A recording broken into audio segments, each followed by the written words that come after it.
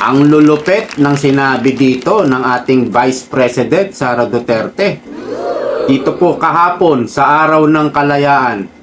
Pero malaya ba ang bawat Pilipino? Dito po sa leadership ng Bangag Administration. Masasabi ko po na hindi po totally malaya ang bawat Pilipino. Ngayon po magsusuri po tayo ng mga pahayag ng ating Vice President Sara Duterte. At isa sa kanyang binitawan, ito, lumaban tayo sa bawat puwersang nagtatangkang magdikta sa ating kapalaran o ng ating kapalaran. Malaman, mataba, ganyan po magsalita ang ating Vice President Hindi kagaya nung nakaraang Vice President, si Lenny. Ang hirap mo nang intindihin, wala pang laman. Ganon din si Risa Hontiveros. Puro pang uuto, pambobola lang yung kanilang mga statement, mga speech. O isama mo na si Kiko Pangilinan. Puro ampaw, sabaw. Yan yung mga statement nila, mga pahayag nila dito po sa mga pahayag naman ni Erwin Tulfo, Ramon Tulfo, nabasa nyo na ba? Sa mga sagot nila sa interview, sama mo si Ping Lacson, dyan magko-komento rin po tayo sa kanilang mga pahayag. Okay, bago tayo mag-start, like, share, and subscribe naman po dyan para masaya po tayo pare-pareho. At meron ding interview si BP Sara at ito yung kanyang isinagot, no? Ang lupit po nito. Panoorin nyo, pakinggan po ninyo. Hindi ko gusto agawin yung posisyon ni Bongbong Marcos. Gusto ko makita ng taong bayan hanggang sa dulo kung gaano walang hiya si BBM. Ayun, ang tindi. Matindi. Hindi ko gustong agawin yung posisyon ni BBM. Agawin mo, 2 years na lang. Mawawala na naman siya. Diba? Gusto kong makita ng taong bayan hanggang sa dulo kung gaano kawalang hiya si BBM. Sa ngayon po, nakikita na natin kung gaano kawalang hiya. Pero, ang sabi ni BP Sara, gusto kong makita ng taong bayan hanggang sa dulo. Meron pang ikawawalang hiya. Meron pa tayong makikitang kawalang hiyaan na nagagawin itong si Bongbong Marcos. At yun daw ang gustong makita ni BP Sara. Anyway, doon po sa speech niya, ito po, susuriin po natin. Hihimay-himayin po natin yung kanyang speech. Wait lang ito na. Ito. Play natin. Lumaban tayo sa bawat puwersang nagtatangkang magdikta ng ating kapalaran. Ayun. So, bibigyan diin natin dito yung sinabi niyang nagtatangkang magdikta ng ating kapalaran. Ayon kay BP Sara, magdikta sa ating kapalaran. Yung pong pamamalakad ng gobyerno ngayon, ang nakikita ko, siguro nakikita din ni BP Sara, dictatorship na po. Sinabi ko na yung nakaraan yan Diktadorya na po ang ginagawa ni Bongbong Marcos sa ngayon. Nawawala na po yung demokrasya na ipinaglaban pinaglaban daw ng mga dilawan, pero hindi sila makaangal kay Bongbong Marcos. Maraming korupsyon, tahimik din sila. Na pawalang sala, ibinasura yung huling kaso ng mga Marcos sa Sandigan Bayan. Wala rin pong narinig tayo na reaksyon sa mga dilawan. Nag-iba bigla ang dilawan. Yung dating laban, Cory, Ah, Marcos na rin. Marcos na rin po itong mga dilawan. Kaya mga ipokrito at ipokritang mga taong yan eh. So, kitang-kita po natin na kinakasuhan, kinukulong ang mga lumalaban sa katiwalian para takpan, para busalan po ang ating bibig. Pero mariing sinasabi ng ating Vice President, eto nga, lumaban tayo sa bawat puwersang nagtatangkang magdikta ng ating kapalaran. Ang gusto niyang iparating siguro dito, lumaban tayo today at sa susunod pa, in the future, labanan po natin. At dahil marami silang plano, mga Plan A, Plan B, maiitim na balak, mga plano at mga option para hindi po sila mapanagot sa kanilang korupsyon na ginawa. Ito nga, ginagawa na nila ang impeachment laban kay BP Sara. Kasi pag naupo si BP Sara, yan ang kinatatakot talaga ng napakaraming politikong nagnakaw sa kaban ng bayan. At ang kanilang plan B, kung hindi man magtagumpay ang kanilang impeachment, nandyan po ang charter change. Kaya pilit po nilang kinokontrol, inaagaw ang Senate presidency. Bakit ko po sinabing inaagaw? Kasi wala po sa Constitution yung ginawa nila Sabi ni Cayetano, isa na lang naman ang kulang nyo. Hintayin nyo na muna na makumpleto kayo. At walang problema, ibibigay ni Cayetano sa inyo ang Senate President. Pero hanggat wala kayong 13, ipaglalaban yan ni Senate President Cayetano. At kung hindi sakaling magtagumpay itong charter change nila, ang narinig natin kay Amy Marcos, last year pa ito, ipapakulong ni Boying Remulla. Kakasuhan po si BP Sara sa ombudsman. Binulgar na yan dahil alam naman natin si Amy, kapatid ng Pangulo, may mga kontak yan sa Malacanang. Nakakakuha yan ng informasyon. Kaya inupo si Boying dyan.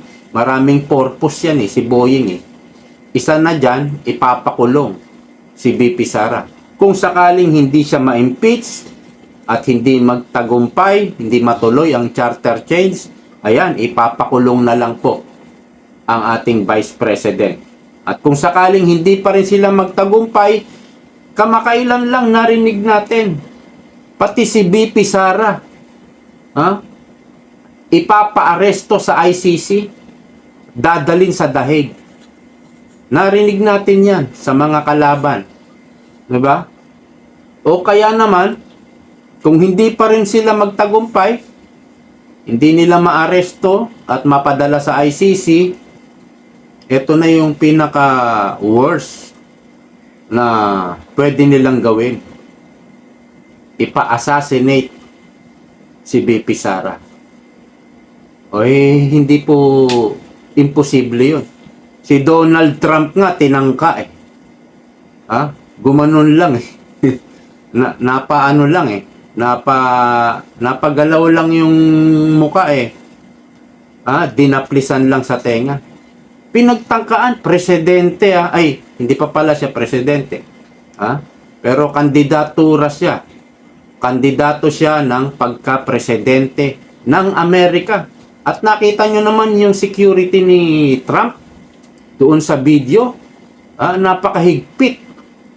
Pero pinagtangkaan pa rin siya ng mga kalaban. Mga kalaban po ang nagpa-assassinate doon kay Trump, kaya lang nabigo. Pero may pahayag na dyan ang ating Vice President. Sabi niya, kapag ikaw ay politiko na nagsiservisyo ng totoo, kasi may mga politiko, ayaw nilang malagay sa alanganin, so hahayaan na lang nila. yung mga mali, no? Hindi na nila lalabanan. Pero kung totoo kang nagsiservisyo, kasama yan sa paglaban eh. Yung mga mali, katiwalian, lalabanan mo yan eh. At sabi ni BP Sara, dapat kung ikaw ay isang politiko at nagsiservisyo ka ng tapat, dapat handa ka na mamatay. At sinagot na rin yan ni BP Sara na kinukonsidera niya na pwedeng ngang mangyari sa kanya yan. Pwedeng gawin sa kanya yan. Yung mga interview, naaalala ko po eh. Kasi nga, dito nga sa pinahayag ni Amy Marcos, na pwede nga siyang ipakulong sa ombudsman o sa Sandigang Bayan at pwede siyang ipa-assassinate. Kung sakaling hindi, kasi lahat gagawin eh. Huwag lang makaupo si BP Sara dahil kapag nga naupo siya. Lahat ng mga congressman na nagnakaw, senador, mga opisyal ng gobyerno at lalong-lalo na yung bangag na presidente, talagang papanagutin ito ni BP Sara. So tuloy natin. That is our identity. That is our duty. We fought for our sovereignty against foreign invaders. That sovereignty is not lost only to those who come from foreign shores. Nawawala rin ito sa tuwing ang serbisyo publiko ay nagiging pribadong negosyo. Ayun! Ang tindi nun. Ha? Okay, nandito na tayo sa korupsyon. So, ito na yung patama niya sa administrasyong bangag. Ang presidente, cabinet members, politician, ginagawa pong negosyo ang gobyerno. Isama na natin yung mga mayayamang oligarko. Dahil nakikipagsabuatan yan sa mga cabinet members, opisyal ng gobyerno, at lalong-lalo na sa presidente para magkamal ng salapi mula sa gobyerno. Siyempre, yung mga kaalyado ng oligarko ni Bongbong Marcos. Ako naniniwala lahat ng matatakaw na oligarko na yan, naniniwala ako na nagbigay yan ng campaign donation, campaign fund kay Bongbong Marcos. Kaya kailangan balikan yan ni Bongbong Marcos. O kaya naman baka bago yan magbigay, may usapan na to, ito gusto ko kapag nanalo ka. Prangkahan ba? At pag tinanggap, okay. So, yan po ang bigayan ngayon sa campaign fund opisyal ng gobyerno. Alam niya po, naalala ko sinabi ni BP Sara, siguro naka 3-4 na cabinet meeting lang siya. After nun, after siguro ng pang-4, sinabihan siya ni Bongbong Marcos, hindi na tayo magka-cabinet meeting. Kinuwento niya yan, di ba? At hindi na nga nag-cabinet meeting, wala na pong mga picture. 2022 pa lang. Wala pa yatang 2023. Wala na pong cabinet meeting. Yung buo, ang meeting na lang nila siguro 3 cabinet member o 4, pang-5 siya, yun, ganun na lang yung mga meeting. At ang pinagmi-meetingan, kung paano makakakuha ng pondo sa mga departamento para nakawin. Ginagawa po nilang negosyo itong gobyerno. Di ba? Na-interview o na-imbestigahan yung president ng PhilHealth, si Mercado. Mercado ba tama? No? Mercado ba pangalan nun? Yung unang president ng PhilHealth, kung saan ninakaw yung 60 billion. O balikan natin yung 60 billion na yan. According kay Mercado, yan po yung napagmitingan nila sa meeting doon sa Malacanang led by the President.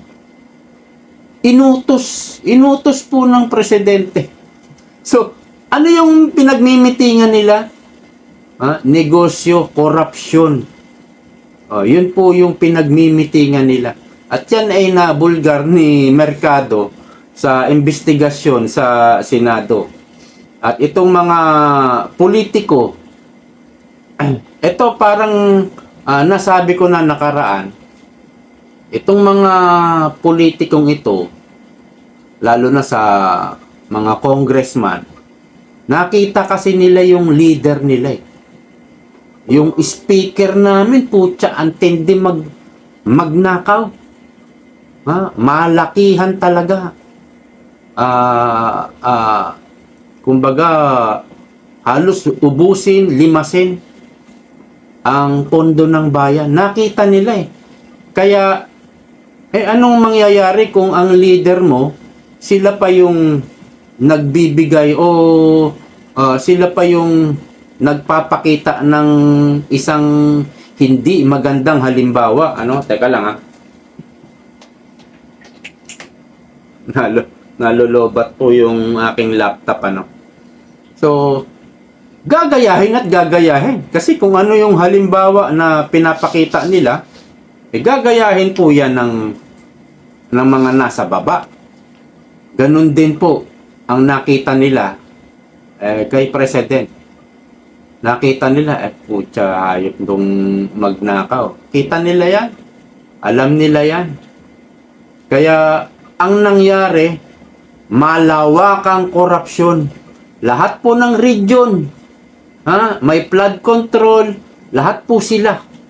Hindi naman po lahat.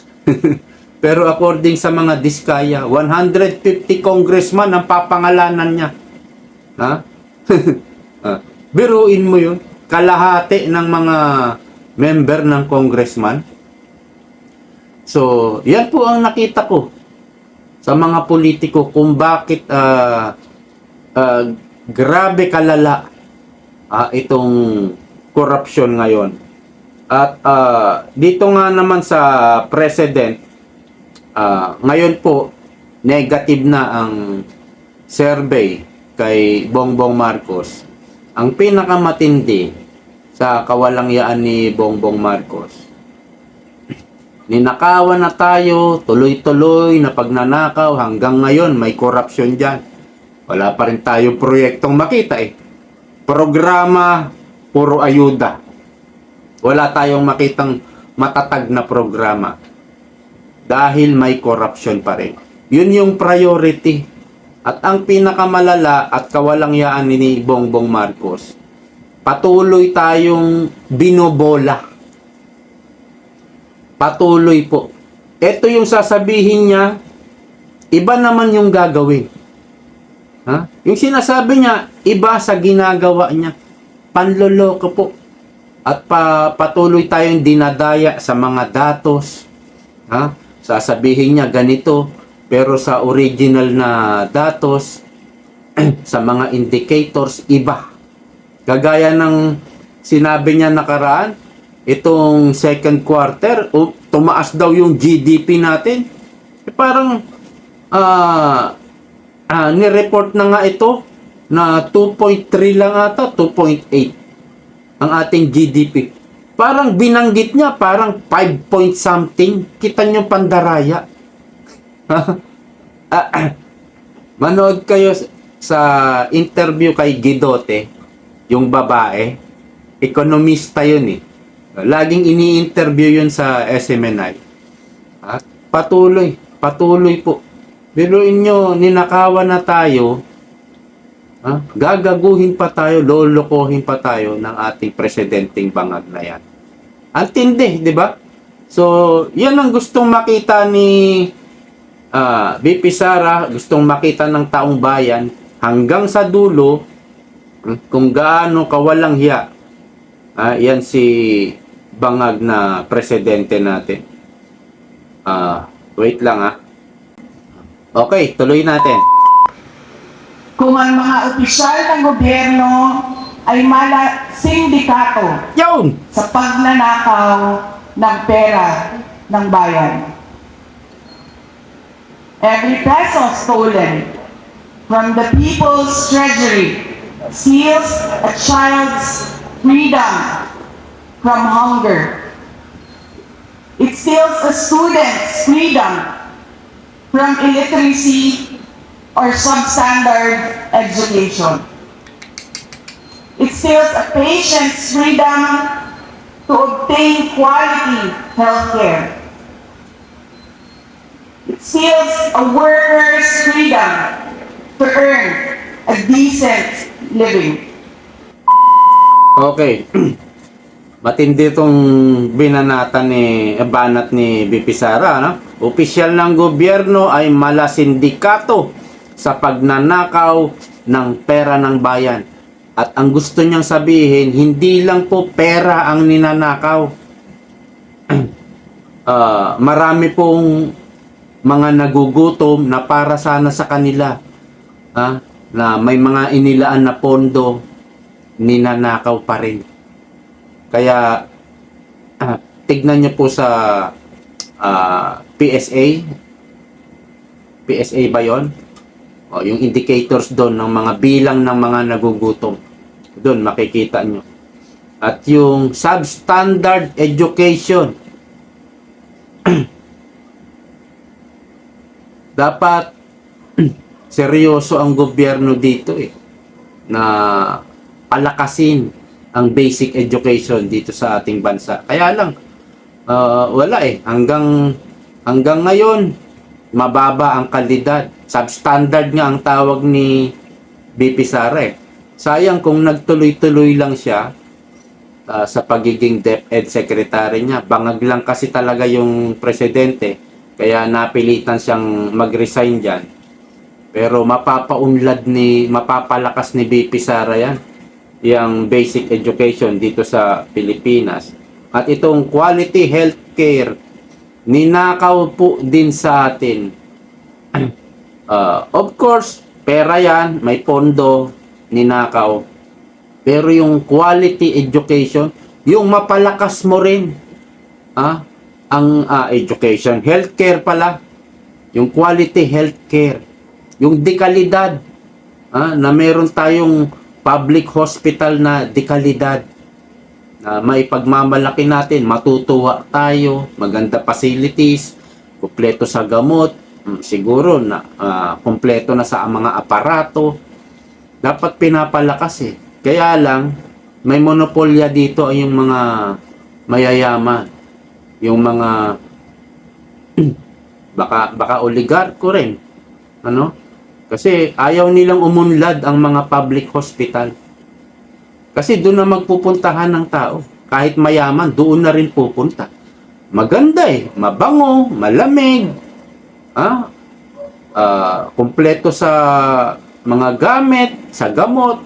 Ba't ka pa pupunta ng private hospital kung saan napakamamahal sumingil? Parang may monopolyo rin dyan sa hospital. Ayaw nilang palakasin yan. Baka humina yung kita nila. Alam nyo na yan. Diba? So, yan din ang isa sa mga ninanakaw sa atin. Hindi lang pera. At yung mga manggagawa, yung karapatan nila, na tumaas-taas naman ang kanilang sweldo. Last year po, kung hindi ako nagkakamali, last year tataasan na sana yan, pero niloko pa rin tayo ng mga mambabatas. Na-i-vlog ko yan dati. Hindi natuloy. In short, hindi natuloy. Kasi ito yung mga dahilan. Ganito, ganyan. Hindi natuloy. Nasana, nataasan na. Kaya lang, wala Iba yung inaasikaso si Tamba pa nakaupo nun Iba yung inaasikaso. Pangungurakot ang inaasikaso. Hindi lang po pera. Yan po ang gustong sabihin ng ating Vice President, ang ninanakaw sa atin.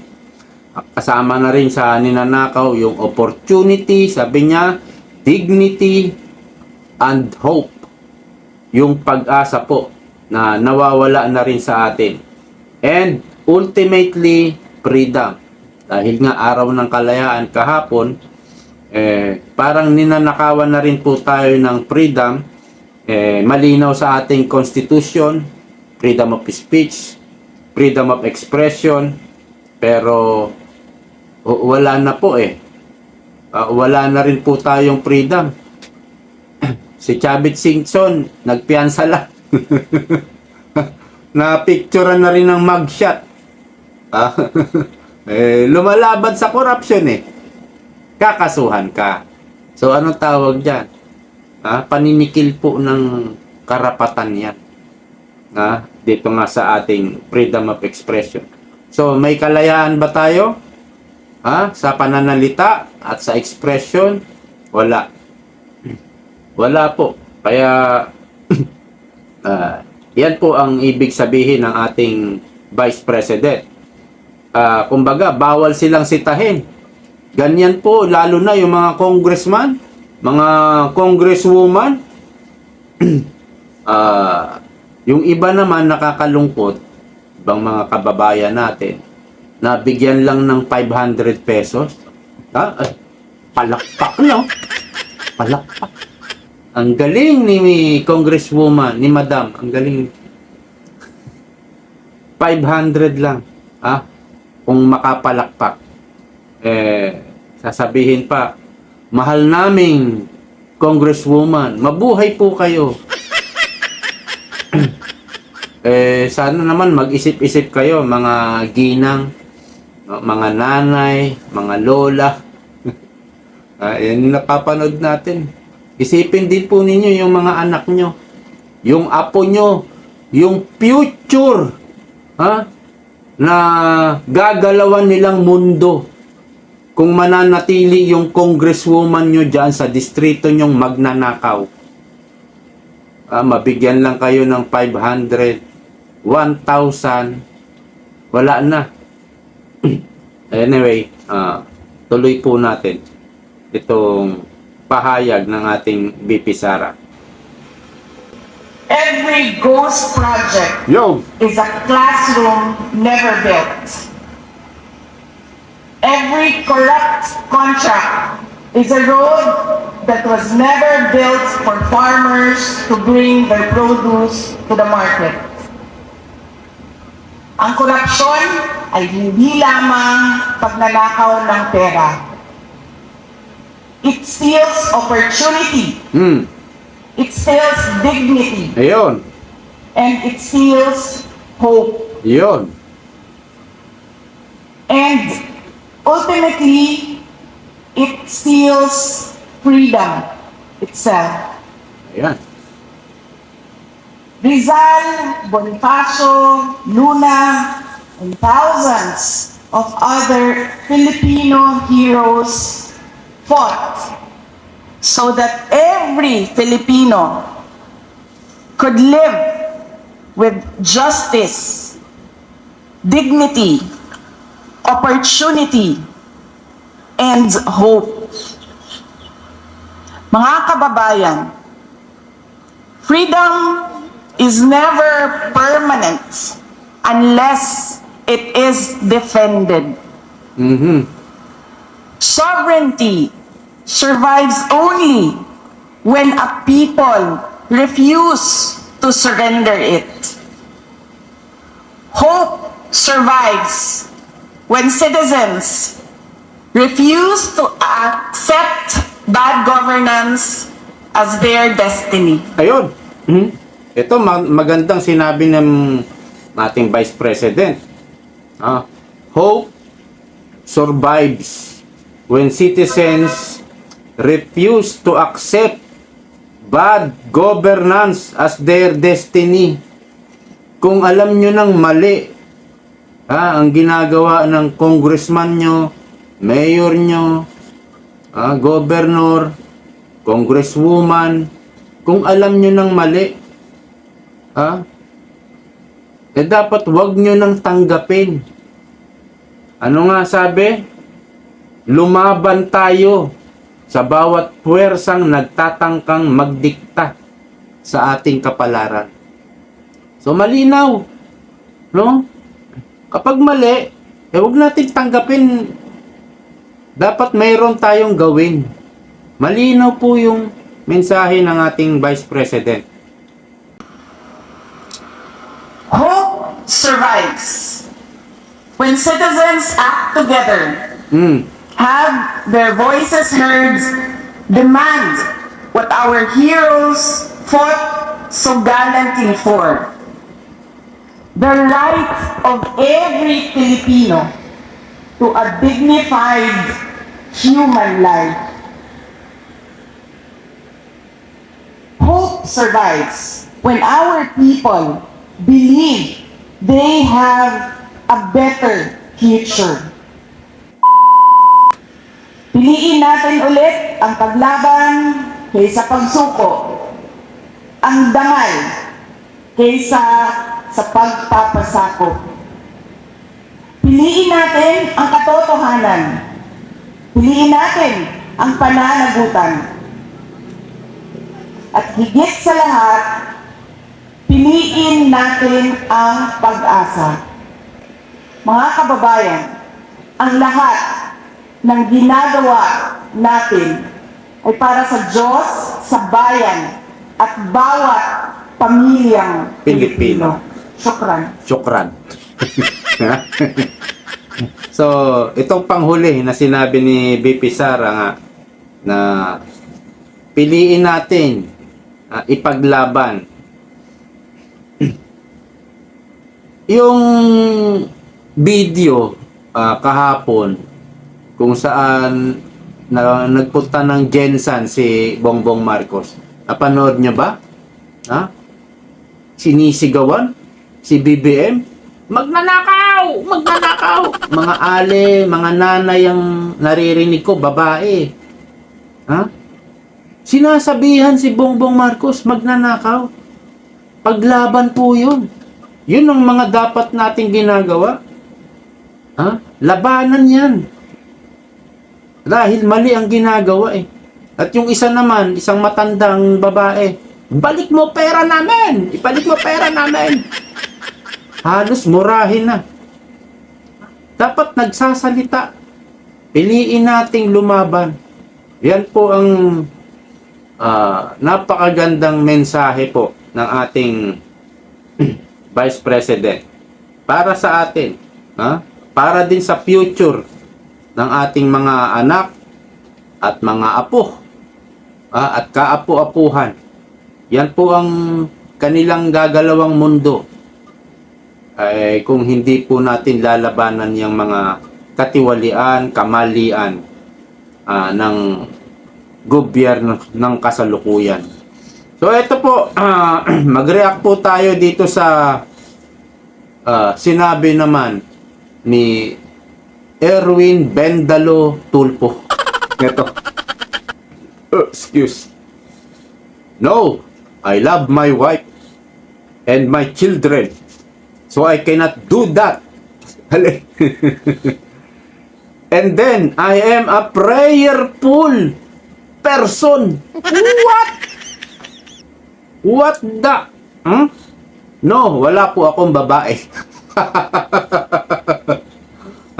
Denial to the death. Deny to death. Denial to the death.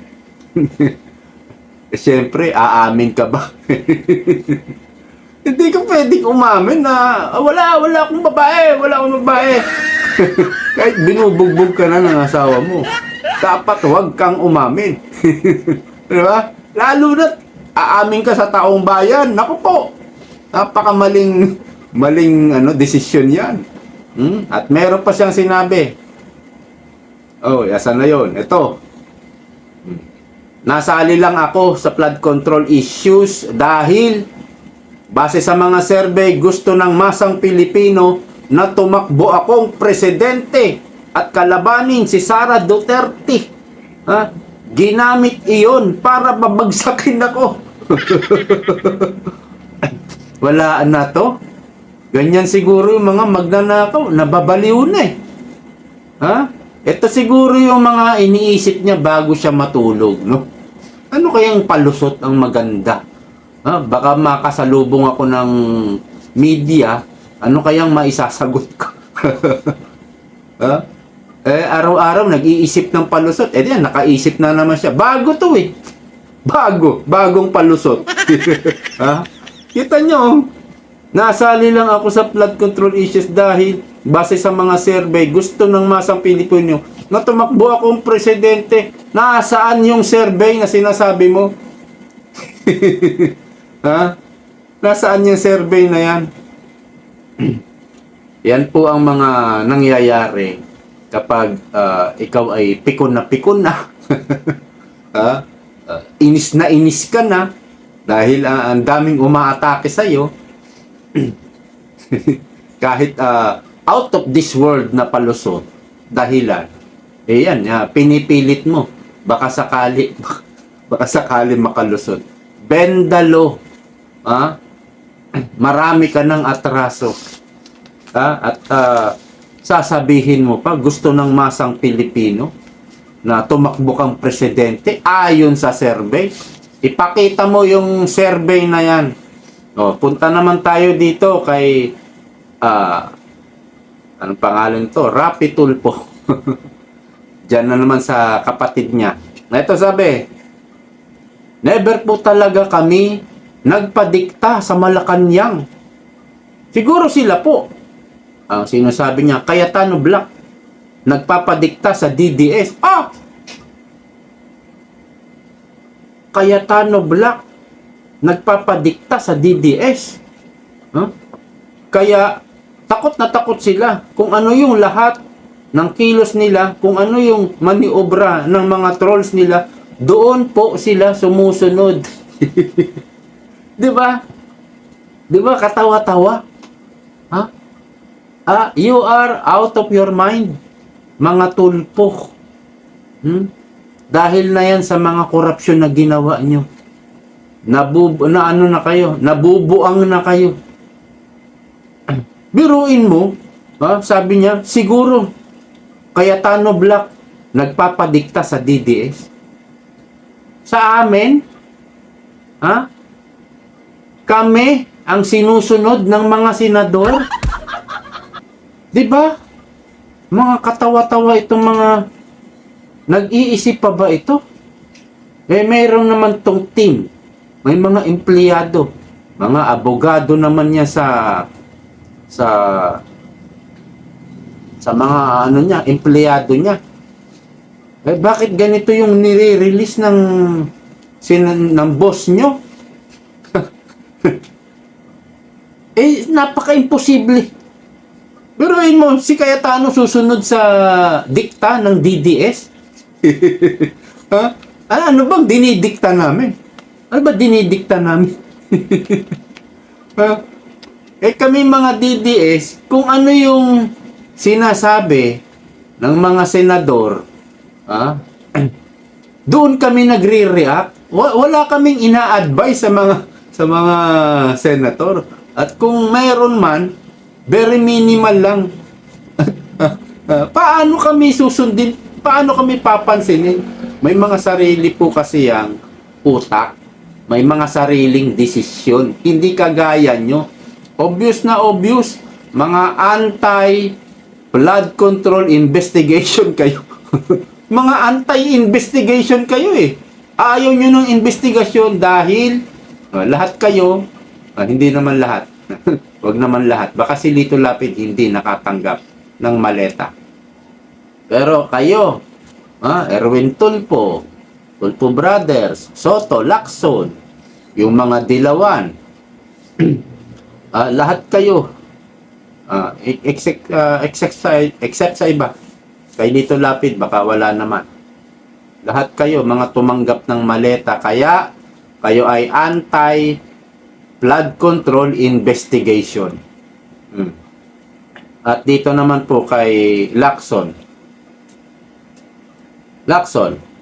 Ito. Si Lacson, no? Ping Lacson. Ang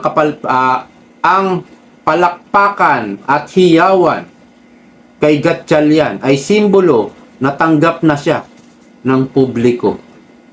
Kita nyo? Ito'y pambubudol, propaganda. Ang hilig ngayon ni Lacson sa propaganda. Kaya lang, tignan nyo yung reaction sa post na ito. Ito, pakita ko sa inyo. Ayan ang reaction. Ha ha! Ha ha! Ilan ang ha ha reaction? 8,700. 8,700. Ilan yung likes? 693. Ang layo ng diferensya, pulling away. Ha? Parang thousands of lengths ang distansya. 8,700 ang haha.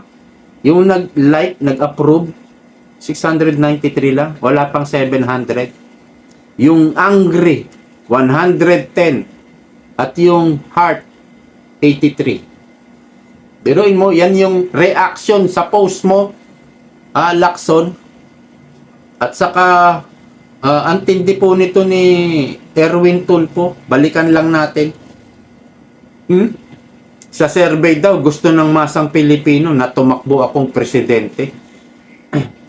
Balikan po natin yung nakaraang resulta ng eleksyon 2025. Ayan, no? Ha? Hindi ka nga bumalikat kay Bongo. Number 1 si Bongo. Hindi mo nga tinalo si Bongo sa senador pala. At ang pumangalawa, Bam Aquino. Pangatlo, De La Rosa. Hindi mo rin tinalo si Bato. Pang-apat ka lang, oh. Tapos gusto ng masang Pilipino, ikaw, tumakbong presidente. Diba? Mga nababaliw na, nabubuang na. Itong mga to. Ayan. Ang dapat sa'yo, Bendalo, maging chairman ka ng Red Ribbon Committee. Ayan. Ayan ang mga chiching mo. Naka-red. Diba? Anyway, wala na tayong pag-uusapan. So hanggang dito na lamang po sa ngayon. See you po next time. Maraming salamat sa patuloy na pagsuporta. Next time po ulit. Bye-bye.